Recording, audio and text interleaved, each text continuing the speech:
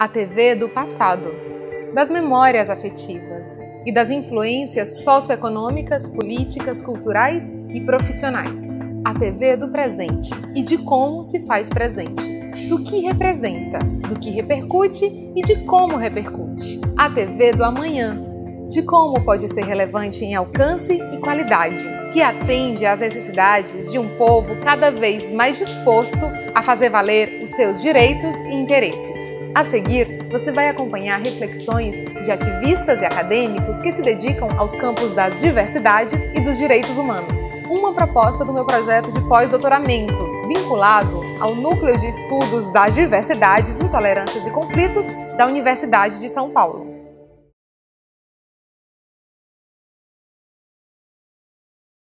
Eu sou uma mulher negra, nascida no interior de São Paulo.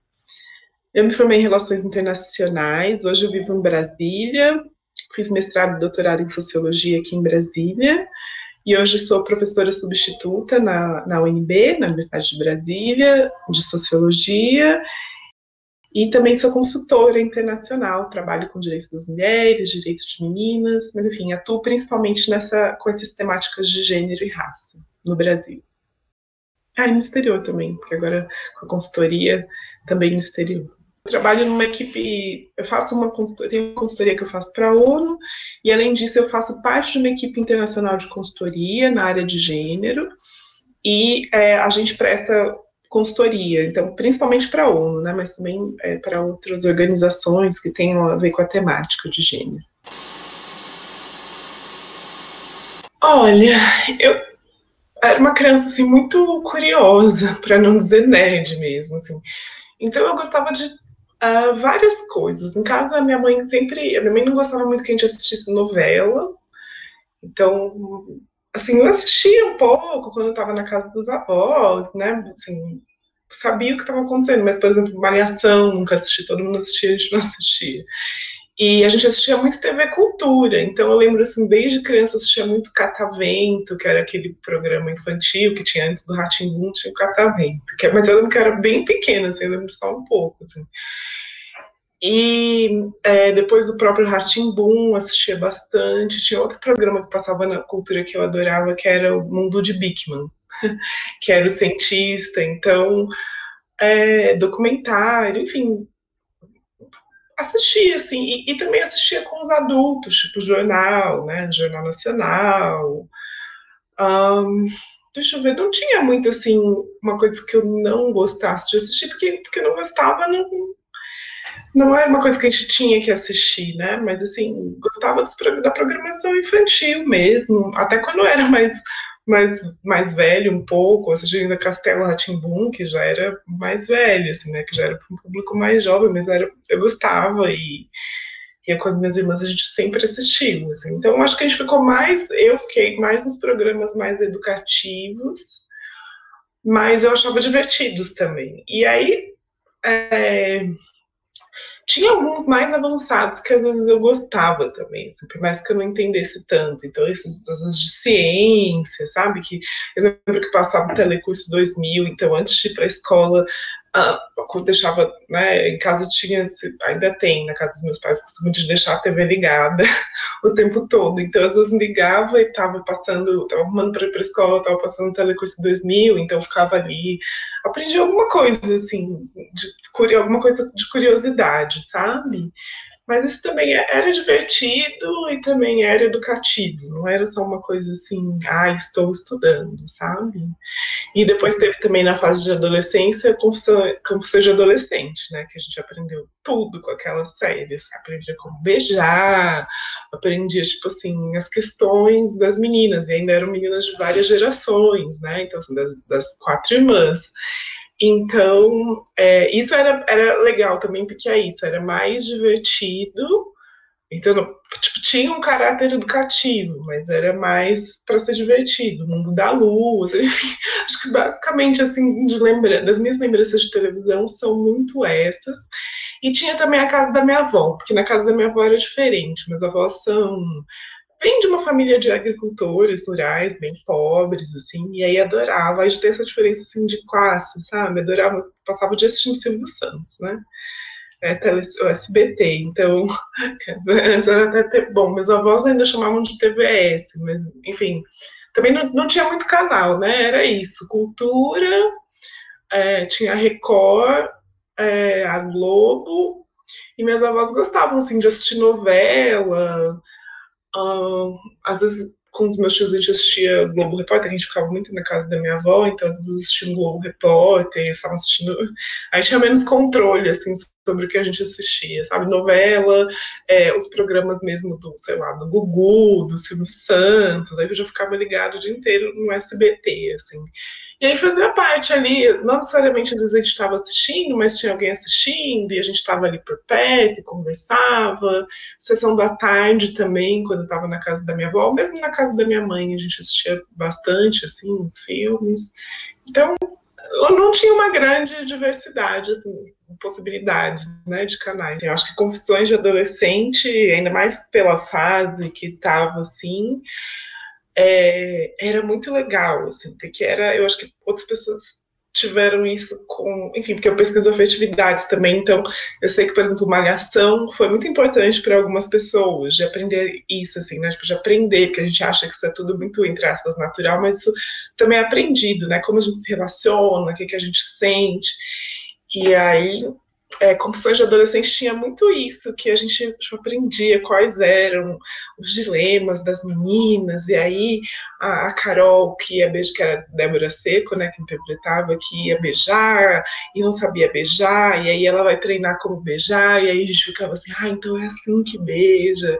Eu acho que foi um programa, assim, bem importante, porque foi uma fase de mudança também, da minha vida, né, tipo, nessa fase da adolescência, assim, então era um programa que tinha ali as coisas que também eu estava passando na minha vida pessoal, assim, estava aprendendo, então acho que nesse sentido foi um programa que me influenciou bastante. Eu também gostava muito do Mundo de Bikman, apesar de ter virado socióloga depois, mas eu tinha certeza que ia ser cientista, né, eu mudei de ideia depois, quando fui prestar vestibular e tal, mas sempre gostei e continuo gostando dessas áreas, e eu acho que o Mundo de Bikman me influenciou muito, assim, porque até hoje, quando a gente vê que o ator que fazia ele, o cientista, vai estar no Brasil, eu fico, nossa, que legal, tipo, achava o máximo, né? Me ajudou, contribuiu para que eu ficasse uma criança nerd de verdade. Eu lembro do Plano Real, eu lembro da questão da mudança do dinheiro, né, que mudava muito o dinheiro. Eu sou de 83, então a gente ainda pegou várias mudanças de moeda, mas a que eu lembro mais é o Plano Real. E eu lembro, por exemplo, que dava para comprar, como quando veio o Plano Real, que tinha mudado o poder de compra. Eu lembro muito disso na TV, assim, que as pessoas agora conseguiam comer ovo e frango, que antes muitas pessoas não conseguiam comer. Assim. E também das guerras, que eu não entendia muito bem, assim, tipo, a guerra do Golfo, sabe? Eu lembro que eu não entendia muito bem, mas que era tenso, porque era uma guerra e mostrava os tanques, mostrava as coisas assim. Então eram coisas que eu não, apesar de não entender completamente, mas eu lembro das imagens na televisão e lembro que isso enfim, tinha um burburinho ali nos adultos, sabe? Então, tipo, o Plano Real Plano Real, assim, eram coisas que estavam acontecendo também na nossa vida, né? Porque, enfim, impactou a vida de todo mundo. Então, eu não lembro, assim, de nada muito concreto que aconteceu na nossa vida, mas eu lembro de ter visto isso na televisão.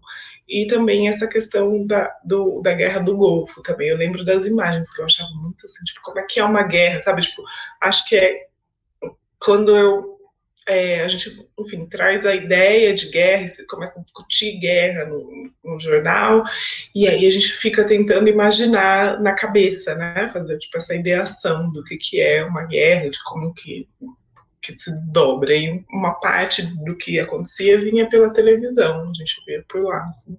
Acho que são os dois fatos mais marcantes que eu tenho, de fato, assim. Eu tinha, assim, o que isso significa, sabe, pra gente, tipo assim, tá bom, tá tendo essa guerra, mas tipo, o que vai acontecer com a gente? Isso vai chegar aqui? Outra coisa também que eu lembro mas que era do Comando Vermelho, das guerras de entre as facções, as disputas entre conflitos de facções no Rio de Janeiro.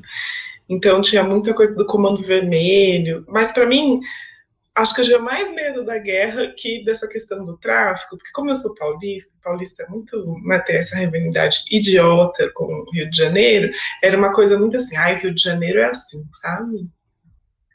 Não, mas agora eu tô falando, tem outras coisas que eu tô lembrando. Eu tô lembrando que meu pai sempre gostou muito do Cazuza e do Queen também. Então eu tô lembrando do Rock in Rio que o Queen teve no Brasil, que a gente assistiu, ou dos shows do Cazuza também, que tipo, quando passava na TV, e da morte do Ayrton Senna também, porque meu pai assistia muito corrida e a gente estava assistindo o dia que ele morreu, então também foram todas coisas assim, super marcantes, eventos que, enfim, que a televisão influenciou. Menina, eu não vejo TV, eu não tenho TV em casa. Eu vejo assim, Netflix, né? Vejo séries de televisão, acho que isso é uma tendência, né? Eu vejo, eventualmente, assim, se eu for para casa dos meus pais, porque é isso, eles ainda deixam a TV ligada até de madrugada, assim, minha mãe dorme com a TV ligada, meu pai também, mas hoje eu não assisto mais, assim, eu sozinha não, assisto séries. Mais final de semana. Depende da época, na verdade. Tem época que eu assisto um episódio por dia, e tem épocas que, enfim, não tem nenhuma série assim, tipo agora, não tem nenhuma série que eu esteja super interessada. Então eu assisto mais final de semana para descansar mesmo, ainda mais agora na época do confinamento, né, que a gente está em quarentena, então acaba sendo uma opção de lazer, assim, séries, filmes, uma vez por semana, 2 no máximo. Porque eu acho que se gasta, tipo assim, você fica, essa coisa de ficar com a TV ligada e ficar na frente da TV, tá passando a maior bobagem, você não consegue deixar de prestar atenção. Então, desde que eu vim fazer o mestrado, doutorado, enfim, eu já tenho minha cabeça tão ocupada o dia inteiro, né, um trabalho intelectual, então é uma coisa que me irrita um pouco. Tipo, quando eu vou para casa dos meus pais e tá aquela TV o tempo todo, e meus avós, por exemplo, assistem esses programas policiais, pingando sangue, assim, então, tipo, é um ruído constante, sabe? E essa coisa também de ter que produzir conteúdo, às vezes você vê que a coisa não tem muito sentido que tá ali, mas a pessoa tem que produzir conteúdo, eu acho que eu perderia muito tempo, assim, gastaria muita energia com uma coisa que não necessariamente, com coisas que não necessariamente me interessariam. Então eu prefiro a série que, enfim, me dá mais autonomia, assim, de quando assistir, o que assistir. Olha, para mim é não tanto, mas eu acho que é muito importante para a vida da sociedade. Mesmo as séries, né? Eu acho que todo conteúdo ele tem. Eu sou socióloga, né? Então acho que o conteúdo ele tem eu sou professora também, então assim, como por exemplo, eu assisti a TV e eu tive acesso a muitos conteúdos educativos, e isso me despertou uma vontade de aprender, sabe, interesse por coisas novas, que eu não teria, talvez, de outras formas, porque, por exemplo, ler um jornal, né, em casa a gente lia jornal e revista, mas aí já é uma coisa mais séria, assim, sabe, já é quase que um momento de estudo, e a TV é uma coisa que você tá ali, isso que eu até falei na primeira parte, é um conteúdo mais divertido, às vezes você está aprendendo de uma forma que é engraçada, você não está fazendo um esforço de aprender, e eu acho que isso só a televisão pode dar pra gente. Eu acho que, mesmo com essa questão das séries, a gente perde isso, né, porque as séries a gente tem essa função mais de entretenimento, mas não sei se tem tanto esse propósito educativo.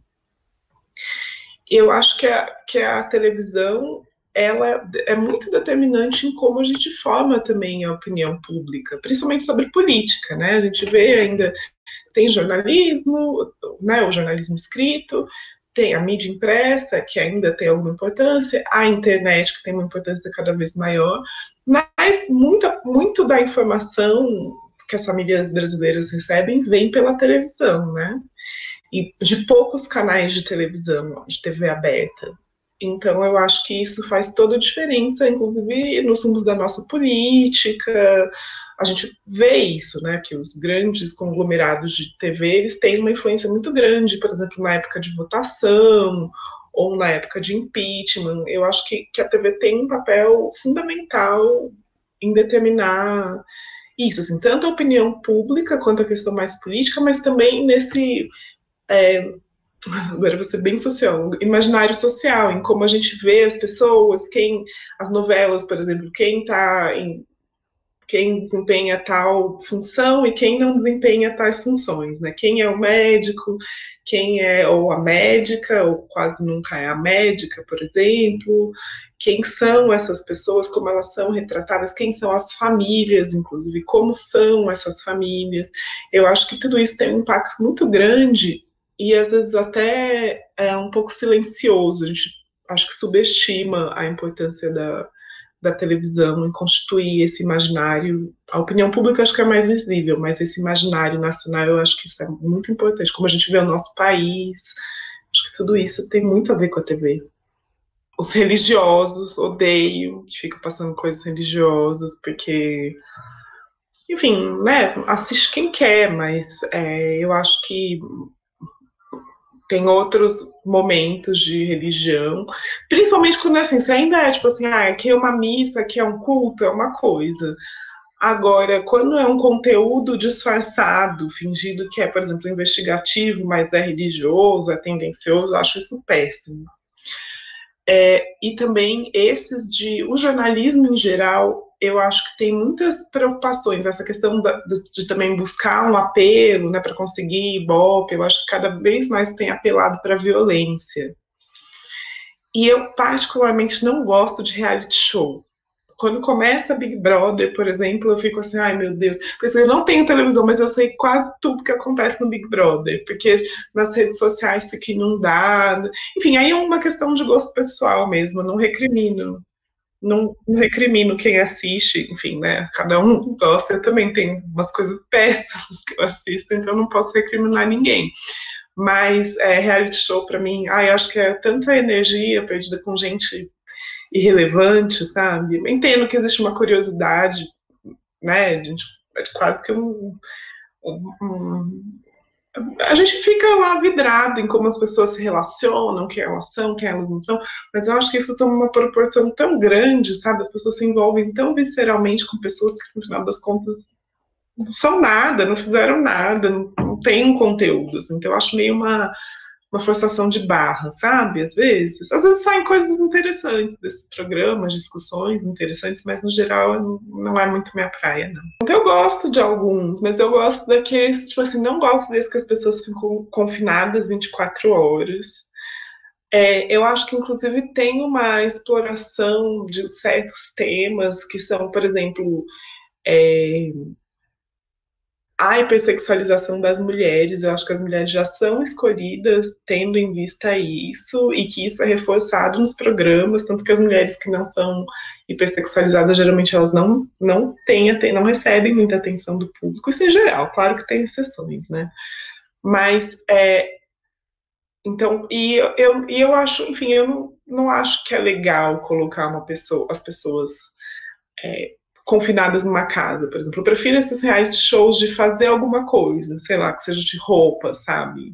Ou, sei lá, o RuPaul, que seja uma coisa mais assim, a pessoa vai, ela faz alguma coisa, então as pessoas estão ali convivendo, tem uma intriga ou outra, tá? Mas não é história de confinamento.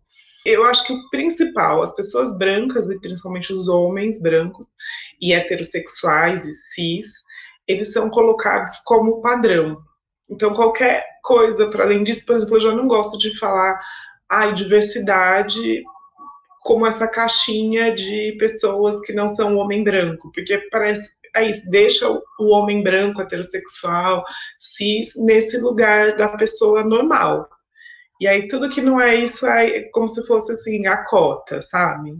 acho que a gente tem mais, por exemplo, a gente teve essa discussão agora recente, inclusive por causa do Big Brother, sobre racismo e sobre mídia, e aí, né, com o programa da Globo que só tinha gente branca falando sobre racismo, aí fizeram um programa só com jornalistas negros. Mas é um programa, sabe? Ainda é muito. Eu acho que as televisões ainda têm a direção dos programas, enfim, a televisão em geral ainda tem essa ideia que a gente faz um programa, aí a gente coloca uma negra, e principalmente para falar sobre racismo, ou a gente coloca uma atriz, que vai ser a Camila Pitanga, a Sharon Menezes, e pronto, tem a negra, sabe? Ai, mas ela até é médica, olha, mas ela até é médica, tá bom, mas tipo, é uma, sabe? Então eu acho que a gente tem um pouco, mas primeiro que isso não é visto como naturalidade, isso é visto como ativismo, pelas próprias produtoras de conteúdo. Enfim, acho que tem uma pequena melhora, porque era muito ruim. Eu lembro, tipo assim, é isso, quando eu era criança, a atriz negra só fazia trabalhadora doméstica, né, e homem negro só fazia o bêbado, o bandido. Então, isso é muito ruim mesmo. Assim, por exemplo, isso que eu falo no programa Confissões de Adolescente, eu adorava, mas assim, tem essa distância, né? Porque, tipo, eu não era a Carol, eu não era uma menina branca, então tinha essa coisa de não tá representado e as implicações que isso traz para a autoestima, inclusive, né? Para a gente pensar nossas possibilidades no mundo, e acho que isso tem um grande impacto. Mas, então eu acho que tem sim uma mudança e ela é importante, mas eu acho que ela ainda é muito pequena, assim, e muito pouco significativa dentro da extensão que ela teria que ter para a gente ter uma TV realmente diversa, nesse sentido de que todo mundo tivesse representado. Pessoas com deficiência, por exemplo, a gente quase não vê na televisão. Inclusive pessoas indígenas, a gente vê muito pouco, sempre nesses lugares muito estereotipados, inclusive pessoas asiáticas, né, japoneses, tem toda aquela polêmica da novela Sol Nascente, que colocaram também pessoas brancas para interpretar orientais, então acho que falta caminhar muitíssimo ainda.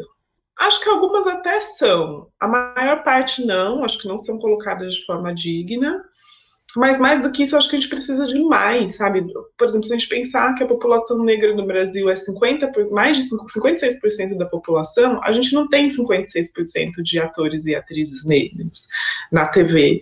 A gente não tem as situações que pessoas negras, as situações diversas, inclusive, pessoas negras em diversas classes sociais. A gente tem, a impressão que eu tenho é que vai colocar uma negra ou um programa de pessoas negras e acha que o problema já está resolvido, sabe? Que já estão arrasando na diversidade. E eu acho que não é isso, eu acho que essa transformação precisaria ser mais profunda. Eu acho que a gente poderia pensar nessas representações de acordo com o que está no censo brasileiro, por exemplo. Então, uma televisão democrática é aquela que tem 56% de pessoas, de atores negros, de apresentadores negros, sabe? De trabalhadores negros na produção, inclusive, que é o que representa uma diversidade de verdade, é representar o que a gente tem na nossa população. Então, por isso que eu acho que essa medida do censo ela é um bom indicador para ver se trabalhar com esses percentuais, para a gente ver se realmente está representado o que existe, né? E além de incluir os grupos que são minoritários também, mas, por exemplo, as pessoas com deficiência, né? Tem que aparecer também. Não pode ser, tipo assim, por novela, sabe? Porque tem mais pessoas no nosso dia a dia, no dia a dia das famílias, a gente tem mais pessoas vivendo com isso, pessoas que são cuidadas, pessoas que têm algum tipo de limitação de mobilidade, enfim, ou intelectual. Isso precisa aparecer mesmo, assim, sem ser essa coisa de uma pessoa de vez em quando em uma novela para ser diversa, sabe? Para ser, pronto, agora falamos disso. Eu acho que a televisão que queremos é uma televisão em que mais grupos da população brasileira estão representados, então estou pensando nas pessoas negras, mas também nas pessoas indígenas com deficiência, nas pessoas LGBTQ+, e representadas de uma forma digna, sem estereótipos, Eu acho que quanto ao conteúdo também a gente precisa mudar muito, assim, tudo bem fornecer conteúdo de entretenimento, né, gente, porque, enfim, a vida não tá fácil, a gente também quer se divertir, mas eu acho que até nisso a televisão pode ser mais educativa, eu acho que a televisão poderia ser mais informativa em termos de direitos, e também eu acho que a gente precisa, essa discussão mesmo sobre as televisões como concessões públicas, né, que precisam ser mais democratizadas. Eu acho que essa é uma discussão fundamental, porque a comunicação no Brasil ela ainda é monopólio de umas poucas famílias. Então, se o conteúdo do jornalismo do país é definido por umas poucas famílias, como que isso é de fato democrático, né? Então, para que essa TV fosse democrática, a gente precisaria de muito mais de uma produção muito vindo de lugares muito mais variados e muito mais com decisões vindas de lugares muito mais variados, com uma diferença de opiniões, inclusive, que hoje a gente ainda não vê. Então, como aconteceu, por exemplo, nas rádios, que a gente teve aquela invasão de rádios comunitárias, de repente aquela explosão, e sei lá, até o rap, né, pensar o hip hop no Brasil que surgiu nas rádios comunitárias, a gente vê a diferença, inclusive, de conteúdo. Eu acho que a gente precisava de algo semelhante na televisão, assim, que fossem produções que a internet tem feito de certa forma, possibilitado a veiculação de outros conteúdos e uma pluralização e democratização desse espaço mesmo. Olha, meu canal de televisão, eu não sei se muita gente ia gostar dele, não. Ele ia ter várias coisas nerds, assim, sei lá, de biologia, sabe? Umas coisas, sei lá, plantas, baleias, enfim, ia ter essas coisas que eu acho o máximo. Ia ter um jornalismo feito também de uma forma mais independente, como a gente tem hoje, sei lá, na internet, sei lá, o Alma Preta, o A Ponte, Agência Pública, ia ter o jornalismo feito por esses grupos, assim, que eu acho que é bem interessante, e por diferentes grupos, não ia ser só uma linha editorial, sabe? Uma pessoa que define tudo, ia ser um jornalismo feito por pessoas diferentes, vindo de lugares diferentes e com interesses diferentes.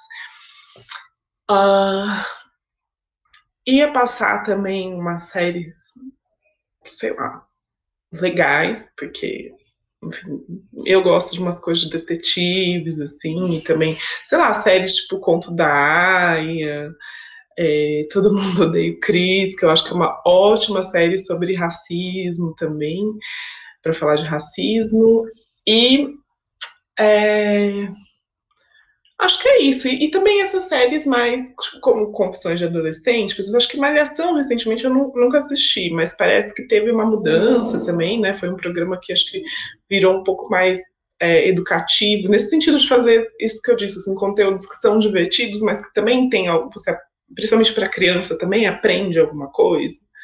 Não é só novela para criança, sabe? Também tem um tipo de aprendizado que seja sobre direito, sabe? Eu acho que é muito importante eu trabalho com direito de meninas e eu acho que seria muito importante, por exemplo, nesses conteúdos a gente conseguir passar para as meninas e meninos também quais são os direitos, onde procurar ajuda, mesmo que fosse dentro de uma história. Eu acho que isso também faz muita falta e na televisão da Bruna com certeza teria isso.